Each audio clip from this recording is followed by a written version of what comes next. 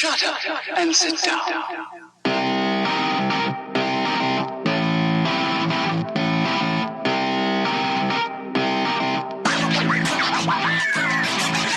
Vegas Rock Dog Radio. Pets, people, pop culture. Let's bring on the host, Sam, the queen of rock and roll dogs.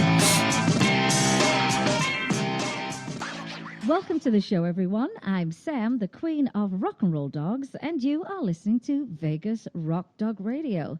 We're a rock and roll show all about pets, people, and pop culture. I'm live from Las Vegas, and we're going to have a very educational show today. But as you know, and many people that listen to me, there's always a laugh in there somewhere. Even if we talk about some of the most difficult topics, everybody knows my personality. I have quite a good sense of humor, so there'll be some laughs somewhere along the way.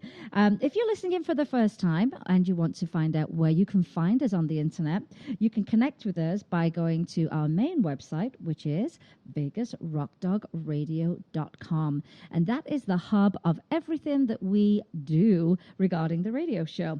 Now, we are on a lot of other platforms, and you can find us on Periscope, on Facebook, of course, Twitter, Instagram, and we do have a blog, and that is therockandrolldog.com. We also have an app. So here's the app. It's really easy and it's free. You'll go to yap.us, and that's YAPP.us.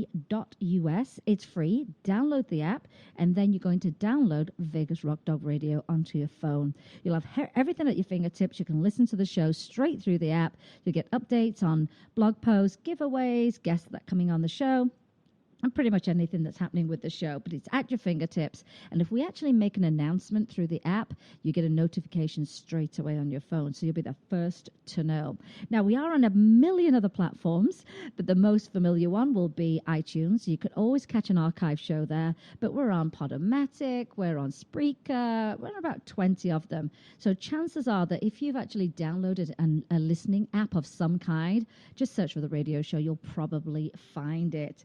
And also on iTunes, I also have a second, like a mini micro show. Every tip is 30 seconds long, and it's the pet tip of the day. And it's a place where I can put information up that helps pet owners save money, learn about some things, you know, those kind of things, do the best things they can for their pet through listening to some of these tips. So we're everywhere. So basically just look for us at Vegas Rock Dog or Vegas Rock Dog Radio, or look for me, Sam, the queen of rock and roll dogs. Lots of people know me by that moniker, and you'll find us. I'm sure we'll be on a platform that you in particularly love because we all have our little favorites. Now, let's get on to my guest. Let me tell you a little bit about my guest before we bring her on. My guest today has a very important message to share with dog lovers all over the world.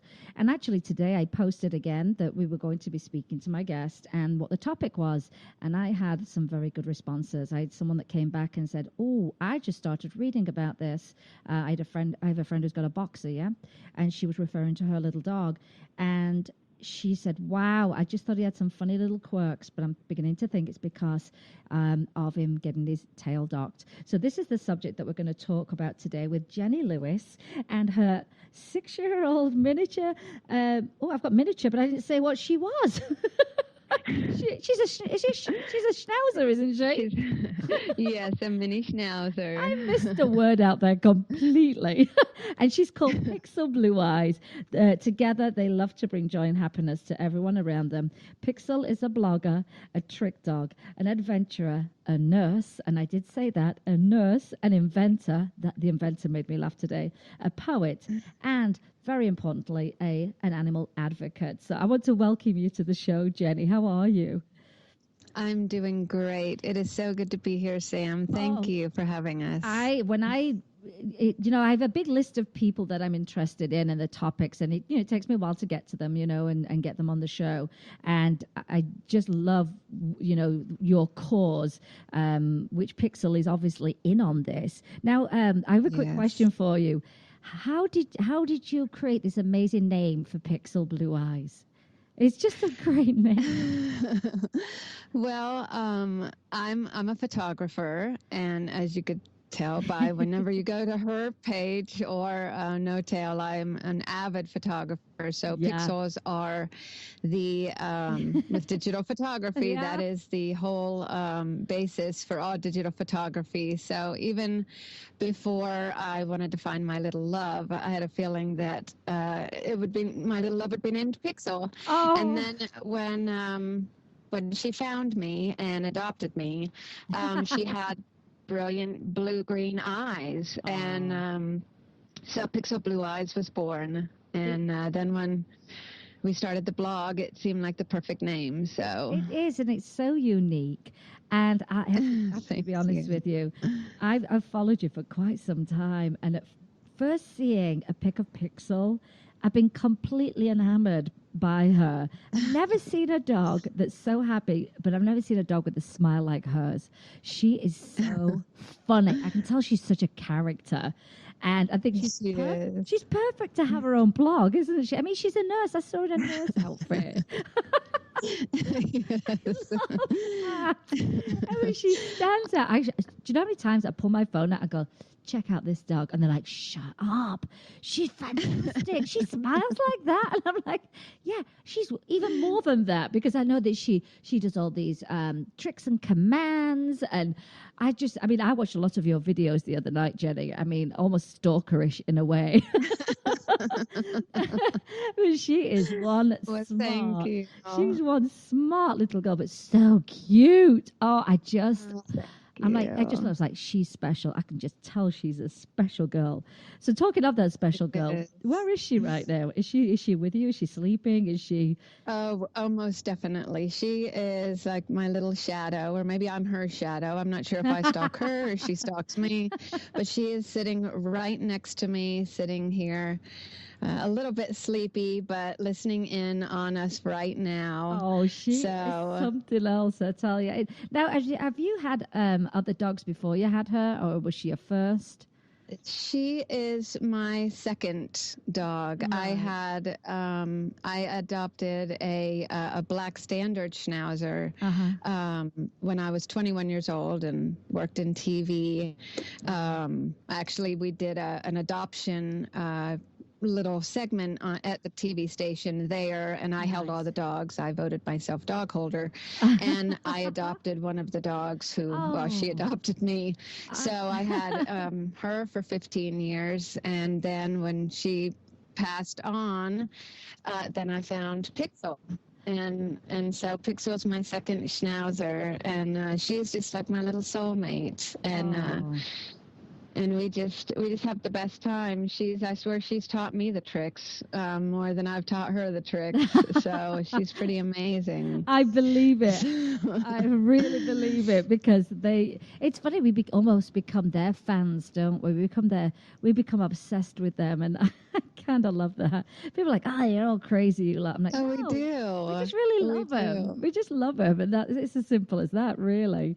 Now, before we get started, I want to tell everyone your website and all of your social media links. I want to make sure that people know how to follow you, because once we get chatting and into this topic that we're going to talk about, I know people are going to want to say, oh my gosh, where are they online? I need to find them. So what's your website? Okay, for the regular Pixel Blue Eyes and for No Tail Left Behind, I'll give both of them. Yeah. It's Pixel Blue Eyes is www.pixelblueeyes.com. And I can spell that out if you need. Yeah, do you know, I think it'll be fine as it is. I'm going to put it up on Facebook as well for you. Okay, fantastic. Then No Tail Left Behind is www.notailleftbehind.com.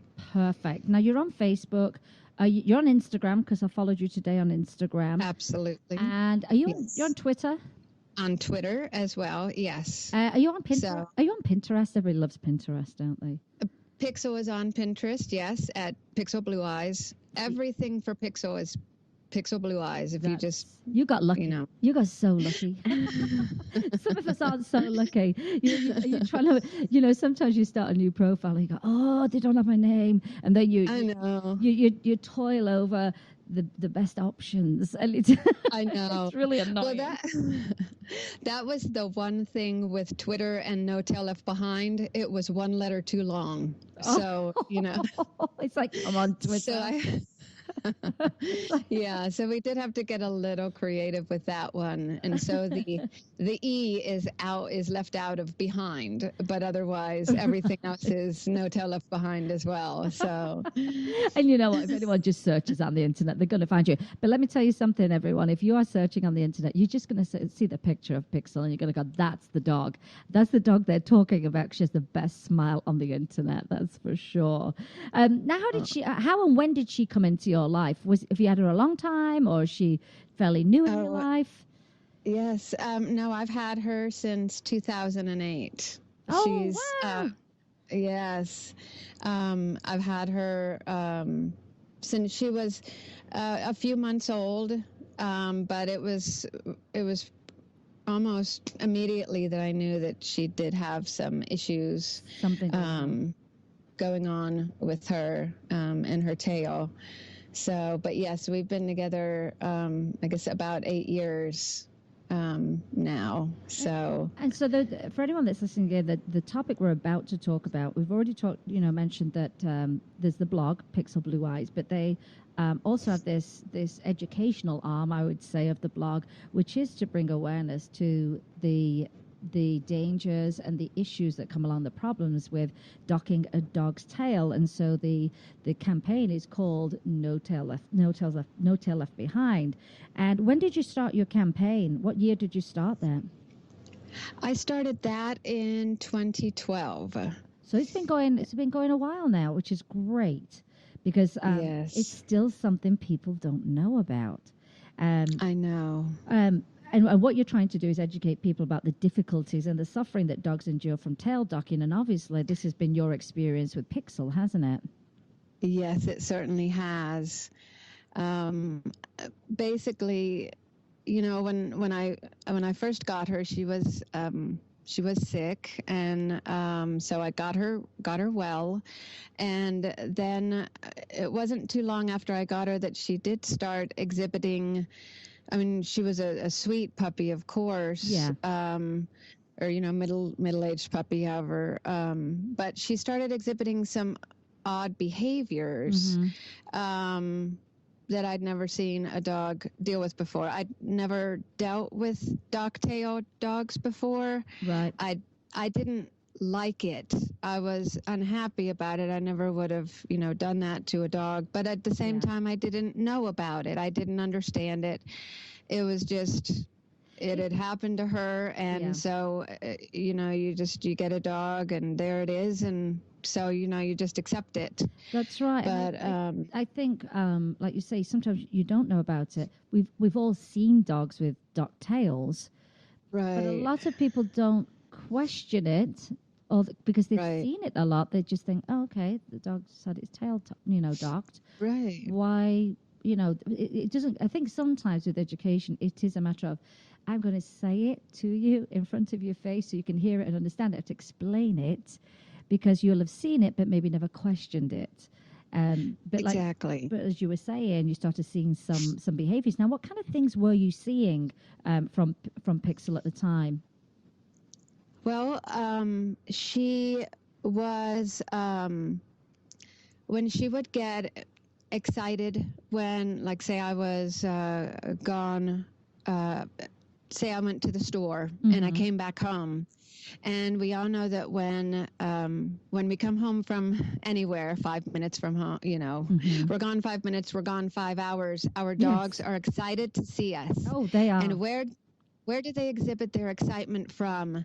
Their joy comes from their head and it shoots down to their tail, and they wag their tail in joy and excitement because That's all right. those emotions go through to their tail. Yes. So she would get excited and her little tail nub would start wagging, and she would start to jump in glee for me, and then she would scream out in pain and start biting her tail. Now, so for anyone that's listening, that's something that you may have experienced yourself. Like, why all of a sudden is my dog happy 1 second and then, oh my gosh, just yelping and you know, seem to be, you know, obviously paying attention to the tail area. And it's funny you say that, because I don't think people, like I say, question why they need their whole tail. And it's the extension of their spine. Right. Now, why she and you know, well, why did I mean, we've seen it, it's been around for forever and a day. Why were tails mainly docked in the beginning, you know, with certain breeds? Well, way early on, like 100, 150 years ago or more, there were a few reasons why.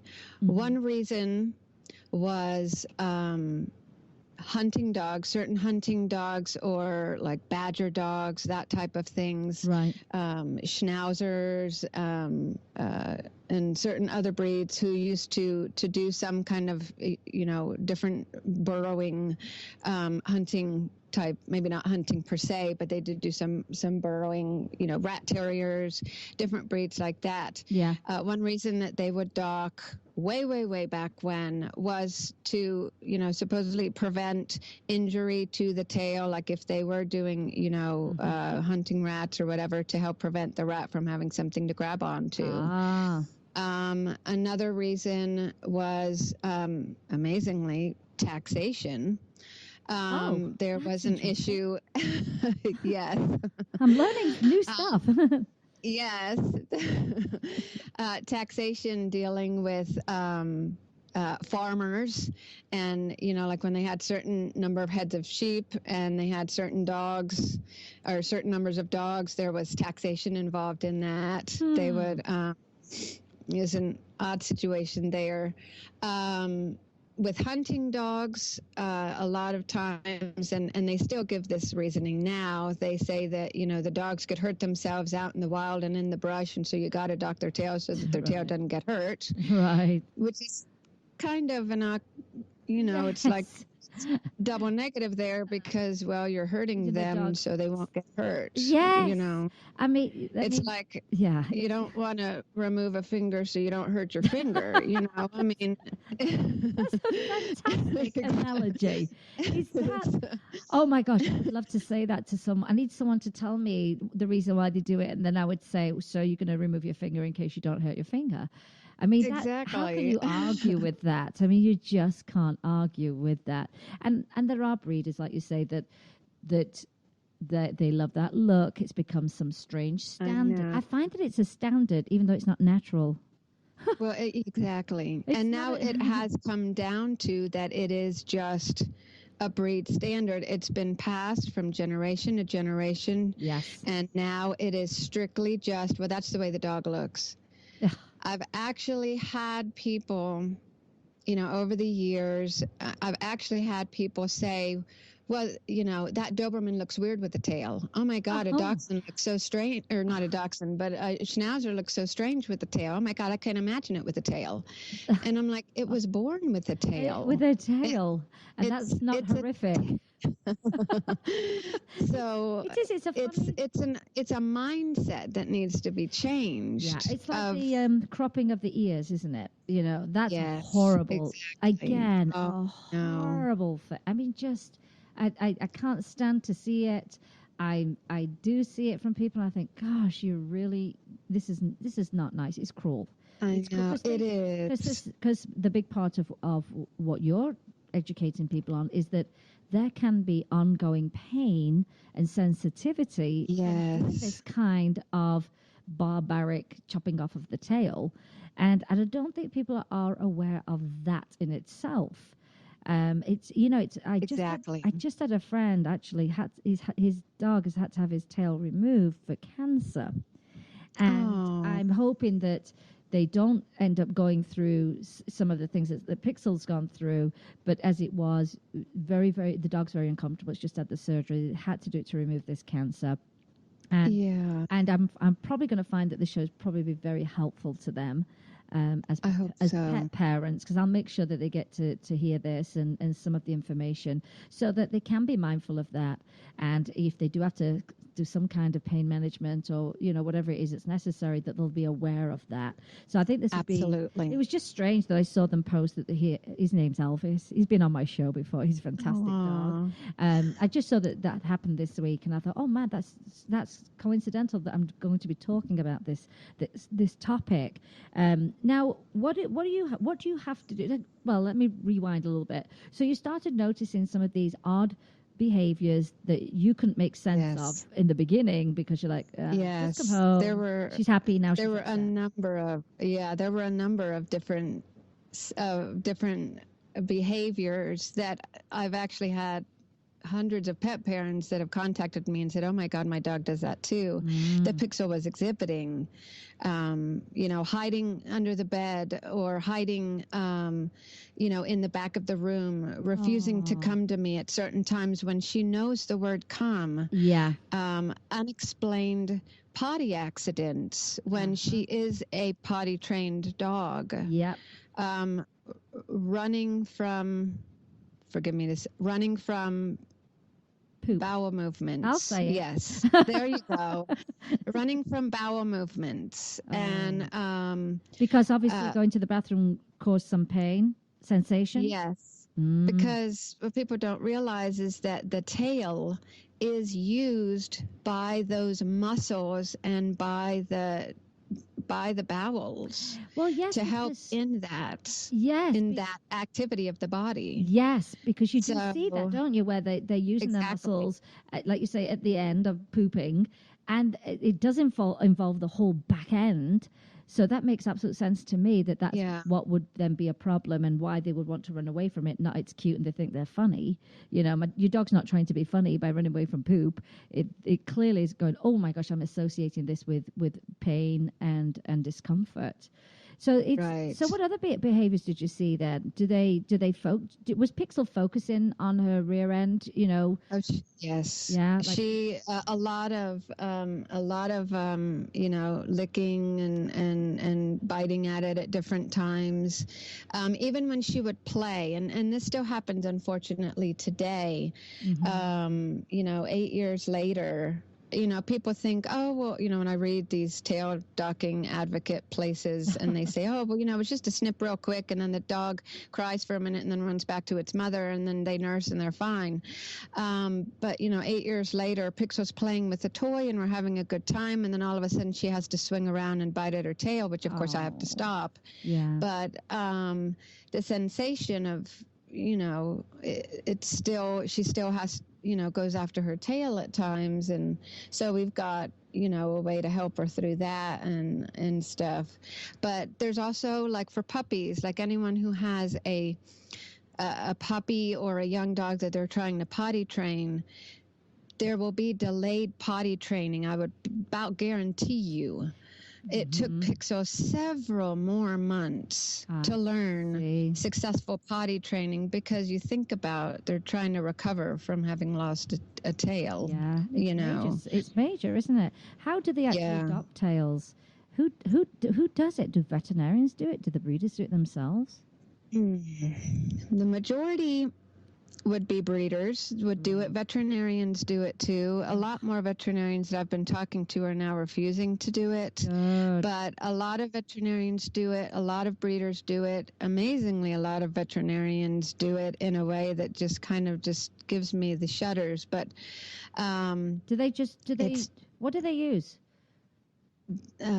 They use, I'm sorry for the ugh in my voice. It hurts my heart to think about it, but they use a few ways.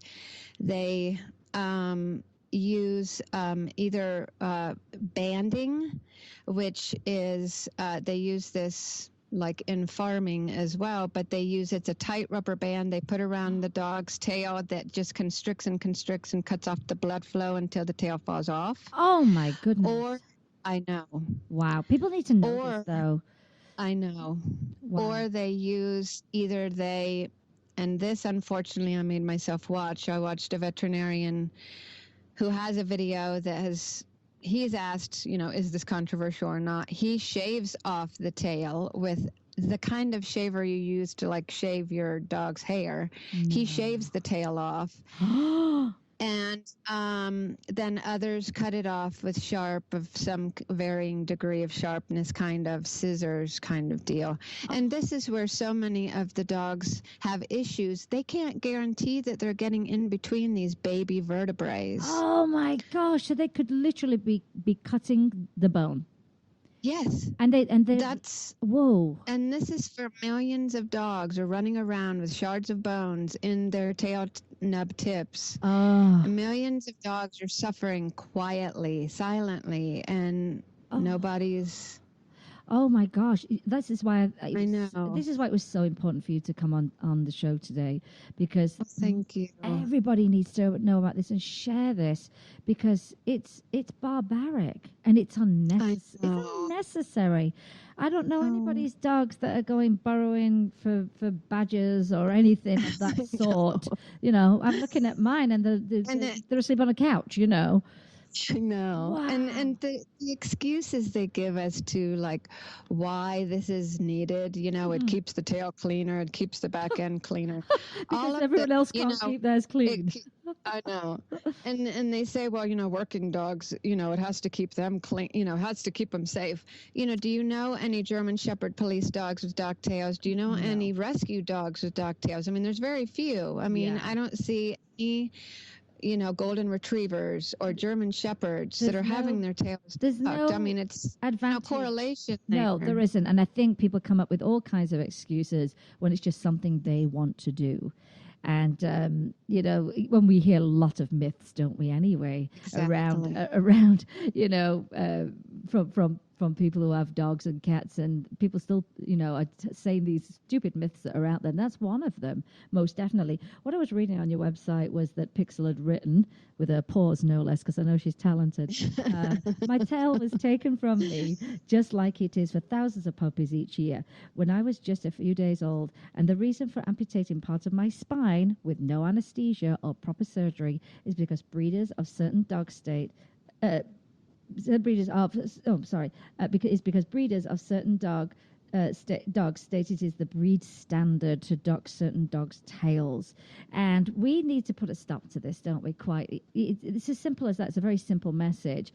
But what I want to talk about next, and we're going to take a quick break after this, is if you're like my friend today, she just said, I thought it was just a weird, quirky thing when he would run away from his poop. And she did mention that her dog was having a much harder time getting potty trained. And it just clicked for her today. She was like, it's all clicking as to why this is happening.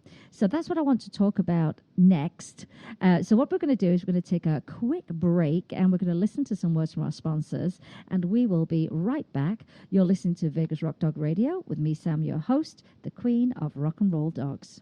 Vegas Rock Dog Radio. Pets, people, pop culture.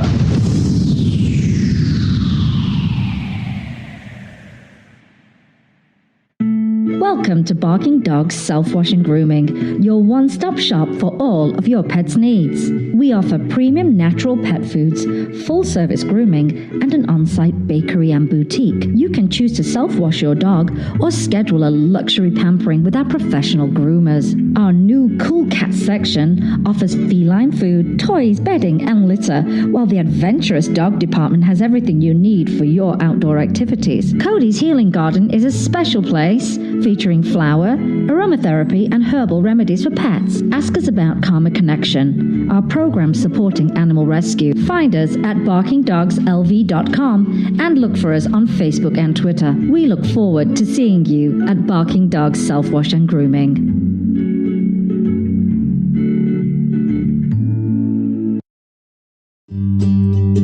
Pet Scene Magazine is dedicated to Las Vegas pets and the people who love them. It's a source of news and information for pet lovers, as well as offering valuable coupons and specials on pet products and services. find them online at www.lvpetscene.com or look for them on Facebook. Vegas Rock Dog Radio. Pets, people, pop culture. And we're back. Are you still with us, Jenny? I sure am. Fantastic. So if you were listening to the show prior to the break, or you've just tuned in, I want to let you know that I have Jenny Lewis here with me on the show today, and her dog, Pixel Blue Eyes, the best smiley dog on the internet, best blogger. She's a nurse, but she's also an advocate, and she's an advocate to actually get the information out about tail docking. So what we talked about prior to the break was, you know, the reasons why they've done, you know, tail docking, how they do it, which is pretty horrific, and the fact that there can be ongoing problems through this horrible process. Now, I'm just reading here also, a lot of people don't realize that docking of the tail involves the severing of tendons, the spinal vertebrae, muscles, and nerves. And some dogs can do fine later in life with a docked tail, but Pixel did not. So what kind of things were you doing to help her once you started to, well, how did it work? Did you go to a veterinarian and say, there's some things going on, I think it might be a tail? Or how did you come to the conclusion that this is what was going on? Well, I definitely believed that it was her tail. I inspected her tail. You know, I'm a very hands-on pet parent.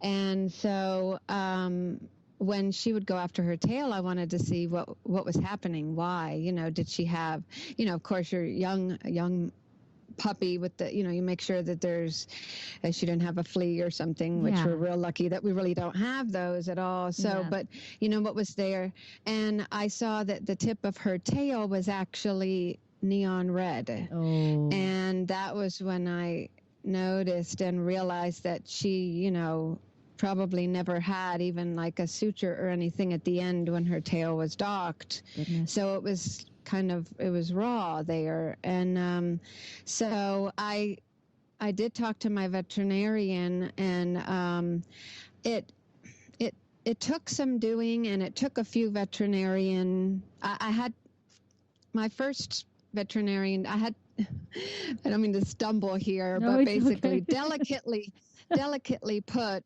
I think it was my second or third veterinarian that really took it seriously. Yeah. And that is what some pet parents that I have talked to have found, is that, you know, they talk to their vet and they might not take their concerns seriously. And this is something I do tell pet parents. If you talk to your vet and they don't believe you or don't think that this is a valid issue, go find another vet. Yeah, fire them. Go find somebody else. Fire them.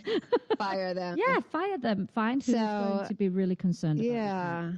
Because, I mean, I had someone tell me that Pixel might need a behaviorist, you know. I mean, like, really? Wow. So, and those behaviors were a symptom, purely a symptom. It was of a symptom. Something else. I think when it comes to veterinary care and when it comes to our own medical care, I think all of us would prefer that we actually got to the root of the problems and not just treat symptoms, because exactly, you know, the problem still exists and you can just be masking something. And it's so much better to actually, like you say, find a veterinarian that really is concerned and probably very, very knowledgeable about tail docking, or one that does not believe in it for a start off, that won't be offering it. So that would be a good start right there and then. I guess the question would be, you could say to your veterinarian, do you dock tails? And they go, yeah.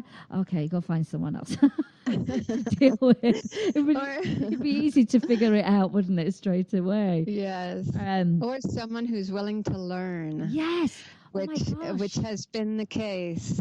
I think that's great, because then they can start to become an advocate for people that come in and say, can you dock my dog's tail? Well, no, let me tell you why.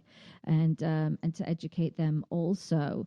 But you were talking about some other behaviors. I've got your list here off the website, because I read everything, so I just think it's such a good campaign that you've got going. But you've got the biting, the licking, chasing, or whining at the tail or the back end, being fixated onto it, hiding under under a bed or in a crate, isolation from the family, or laying alone in a back room. Obviously, you mentioned the difficulty going to the bathroom because all the muscles in the back end are involved in that process, I often difficulty having a normal bowel movement, and including running away from a bowel movement as it's occurring, and some unexplained potty accidents, and a delayed sense of that. And then you also talked about Pixel having this redness on the tip of her little nub was left of her tail, and inflammation, because I can't imagine when it heals over that it's protected by much at all. It's not. It turns out that she had, a shard of vertebrae, because they'd of course cut through the vertebrae, and she had adhesions and neuroma, a nerve neuroma on the tip there. So she was just one raw bundle of pain with nothing padding it or protecting it there at all. When I finally got the vet that took it really seriously, So what was your first step then in, I guess it was pain management to start off with, yeah? Well, before her surgery, we had tried anti-inflammatories, which didn't really help much because, of course, she had the nerve pain going on. But, that was just my first attempt. But what we wound up doing is once we found out about the actual physical issues at the tip of her tail. Dr. Mask is the name of the vet that did the surgery. She's since retired, but she was wonderful and took it very seriously. Right. She did what was basically it's called a caudectomy, but it's a further tail docking. She had to remove that piece of tail vertebrae, but then an additional vertebrae piece to help bring her relief. Now, it shortened her tail a lot more, but it did bring her some relief. You had to. And then she went on a medication. And what kind of medication would they put? Or was it something you had to do every day, or just when she would have a bout? Or no, she's on pain management probably for the rest of her life. She is on a nerve pain medicine called gabapentin daily. It's a little chewable dog pill. She loves it. And she is on another medicine. It's called Tramadol. It's a people medicine. Well, both of these are people can take it, but it's a pain medicine called Tramadol that helps her as well. And then there is a supplement that this is something that pet parents can immediately go out and try while they're talking with their vet and stuff, that valerian root and chamomile. There is an excellent nerve pain assistive supplement. That's amazing, because I take valerian root to go to sleep. Do you? Okay. Yeah. Well, it's used in something like pet calming. You find it in pet, quote, calming liquids and stuff. See. But it's mixed with some other things, but it helps her with her tail. Oh, that's and so but it's such a relief to see her get some relief. Yes. Oh, it absolutely has. Goodness me. So now obviously you're managing this. Did you see a big difference after the surgery in the way that you were managing her pain? Was it quite a marked difference? It was a marked difference. Before the surgery, she had gotten to the point she was in so much excessive pain that she was swinging around anytime, like even if one of the other little dogs walked by, and if they touched her tail, she would swing around and almost snap, thinking that they were getting her tail. I see. And her personality was changing. It was getting so bad for her, and it was just heartbreaking. Yeah. This is where some people, I've had rescue groups contact me too about dogs with dock tails and behavior issues and stuff. Sometimes these behavior issues are, again, the symptoms of the pain. Yes. Oh, goodness. You know, for Well, it's these almost like dogs that are suffering. it's almost like a twofold thing, then, isn't it? You know, they've got this pain, then they can exhibit some odd behaviors, but because of the pain, they can also then change their personality. I mean, think about any of us who are just cranky and tired, how we react sometimes, which is not always the nicest. So I understand exactly why that would happen, and it all just rewinds back to the docking of the tail, and why all these things are now exhibiting themselves. But I was reading a story and I thought, that poor little tyke, she didn't deserve that. She didn't deserve for a little life to be like that, you know, where she had to struggle in pain. And here's her fortunate thing, that is that you actually figured out something's wrong. I'm going to get to the bottom of this and we're going to try and fix this. And, you know, many people may have just thought their dog's got a quirky little thing going on. It's just quirky. Yes. And not knowing that they're suffering. I was also reading.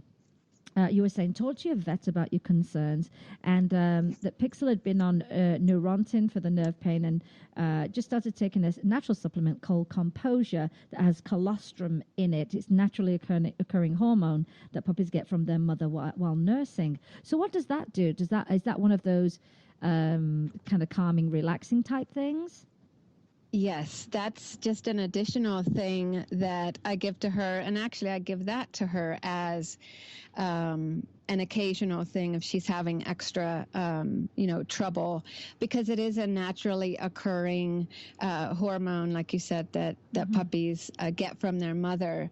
And so when she's having a really stressful tail pain time, I will give her one of those chews, and it does just help relieve that pain stress. Yeah. Oh, and wow. So it's just an excellent. I'm so glad there are things you can do about this. I mean, you talked about the corrective surgery, which is an option, and you went through that. It did involve taking a little bit more of the tail. I guess it's to also even up the tail so there's no fragments in there.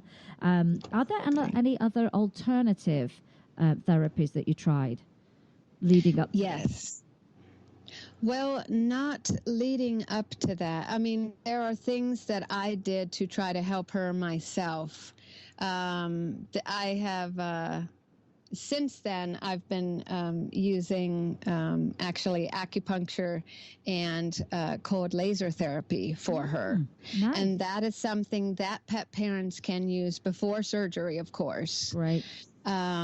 So definitely I would suggest acupuncture. I had, never really thought about that like for myself or anything, but it had been suggested to me for Pixel with good rave reviews from pet parents for varying chronic pain dogs in other situations. So I gave that a try for her, and as part of her maintenance package, let's say, today. And so both the cold laser and the acupuncture definitely makes a difference for her in her dog-tail pain. That's wonderful, because I was reading what Pixel was saying, and I love this because she has a great voice for all this kind of stuff, was that dog-tail issues are real, they are valid, and you owe it to your dog to do all you can to help them. Would you say that you've definitely improved the quality of her life from when you first got her to today? Yes, I definitely would. And I feel that I feel blessed that I've also been able to help other pet parents as well by having No Tail Left Behind out there. I was going to ask you about that. Is there anyone in particular that you're just like, wow, we changed this person's mind completely? Who would you say has been had the most impact in your eyes? Who have you impacted the most? Oh my goodness, there's been a number of people and groups. I could briefly, there have been a couple of breeders that just thrilled me. I mean, just absolutely filled my heart with so much joy, because they they came to No Tail Left Behind and told me that after reading about all that I'd shared and stuff, that they stopped docking their poodle tails, the poodle puppies, because of learning about tail docking. And I was just absolutely floored. And it's amazing. I know. I mean, to get a breeder who's been doing this and thinking it's okay, that is phenomenal. Oh my gosh, if you can turn breeders it's very around. Humbling. I know. I wish turn breeders around, you can pretty much turn anyone around, I would say, in that kind of thinking. Once they know, it's about knowing, isn't it? It is. And then they kind of analyzed their puppies, the puppies they'd been raising with docked tails, and then the puppies that they allowed to keep their tails. And they even posted a photo. This is a photo of the first batch of puppies with their tails. The puppies who had their tails and were allowed to just grow up without that first trauma, their first 3 to 5 days, they said that they grew up better, that they developed better, that they were just happier, and that everything about them was better. Wow. So and it was healthier. It's so impressive. I mean, that's got to feel so good, because it is a lot of work to get the word out. It's an ongoing. It's just ongoing. It's like laundry. It's always there. You're going to keep doing it. But when you get those results, you're like, it's worth it. It's worth all this effort, so that you can prevent other little dogs being in this pain that they so do not deserve, especially being so young. Doing it in the first few days of their lives blows my mind. Like, how could you even? How can you? I mean, there's just the thought of it. How can you hold that little life? How can you hold that 3 to 5 day old puppy and go, you are the most precious life in the world. Yeah. I'm going to hurt you now. I'm going to hurt you, and it might hurt the rest of your little life. Yeah. Yeah. Gosh. Now, go ahead. Oh, I was just going to say that there was just one other I've just recently been contacted by a wonderful pet parent, a woman named Jennifer, who this just really stood out in my mind, whose Pixel story helped her dog. And Pixel, what we've got out there on No Tail Left Behind. Now, usually I have people contact me and they ask for help and they ask for information, and I am always sharing everything I can possibly do to help. Yeah. And, oftentimes people will say, hey, can you help me? I've got this situation. And so I go and I give them all the information I can. And then, I might not hear from them again, and that's okay. Oh, yeah. And that's fine. Because I'm here to share what I can, to help how I can. Yeah. This woman, it was kind of different. She wrote me with the end result. She found No Tail Left Behind. She read Pixel's story, read about her surgery, read about everything, read everything she could. It turns out she has a beautiful Rottweiler who had Pixel's exact symptoms and exact history, basically. Whoa. She contacted her vet. Didn't believe her at first. She found a different vet. Good. And then that vet went to No Tail Left Behind's website and read up on everything I wrote, and then did the dog surgery based on what I wrote. Oh, I was floored. Gosh, so you're impacting breeders, you're impacting veterinarians, and you're impacting the pet parent. This is phenomenal, because sometimes it is hard to get the professionals to change.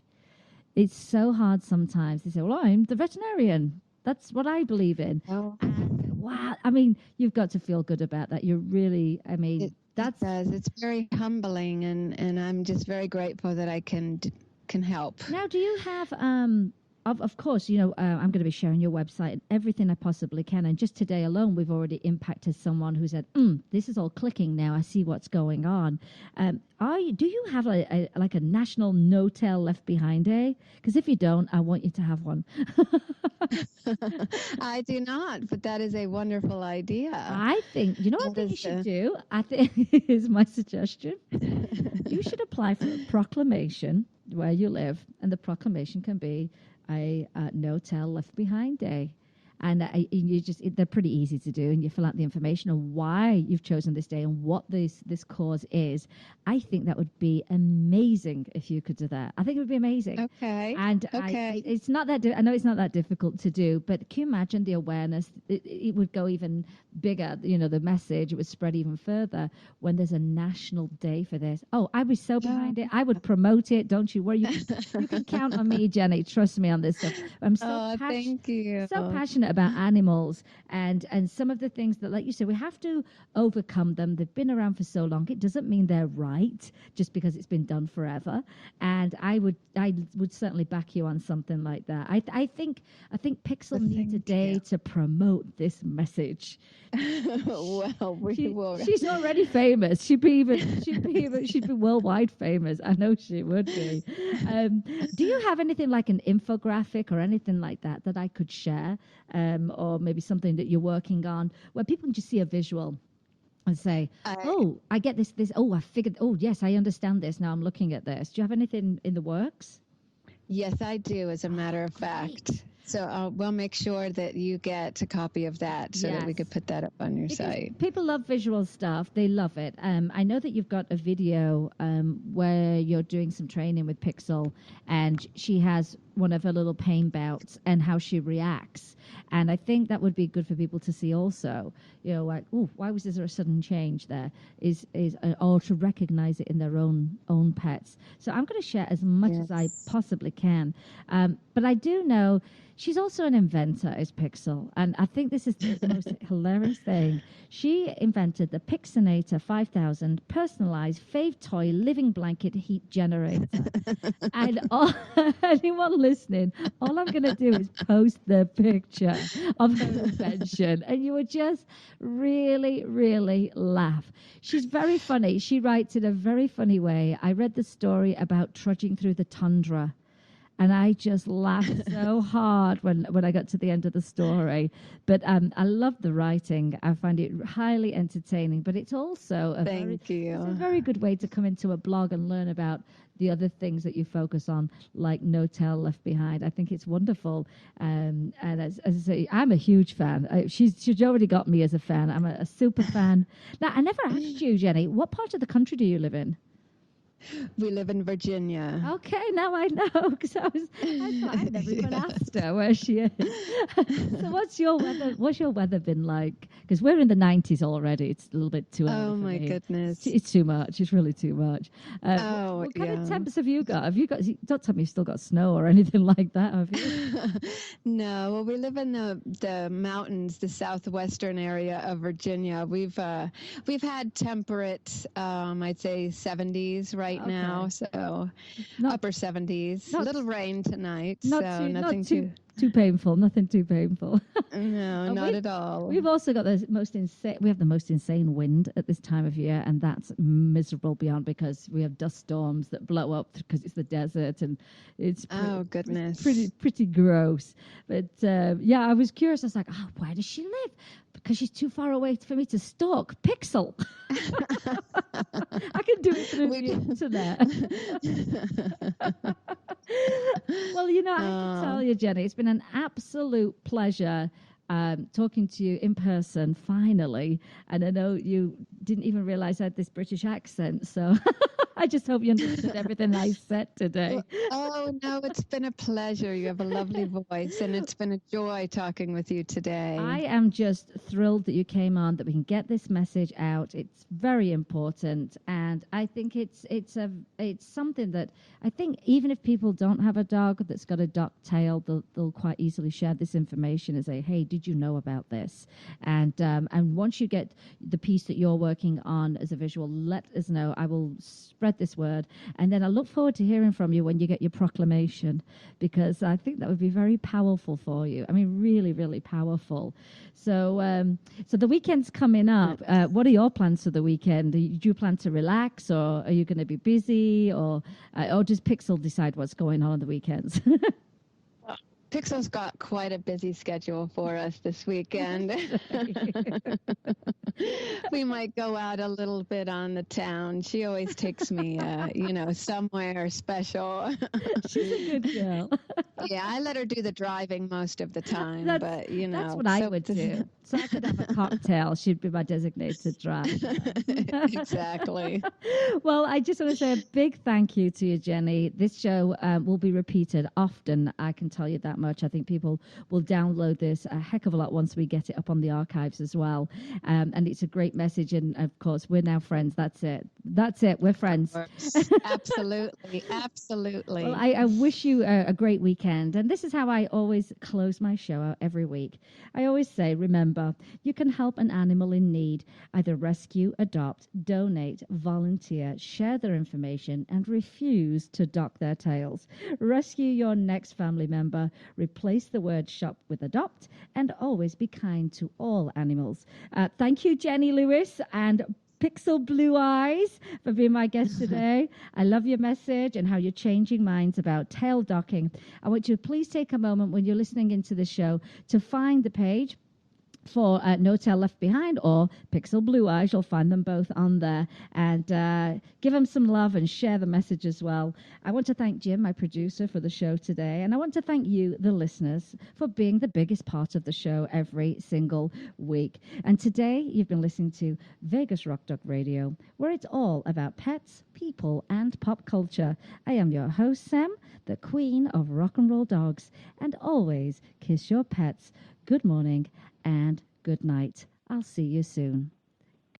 You've been listening to Vegas Rock Dog Radio. Pets, people, pop culture. Shut up and sit down.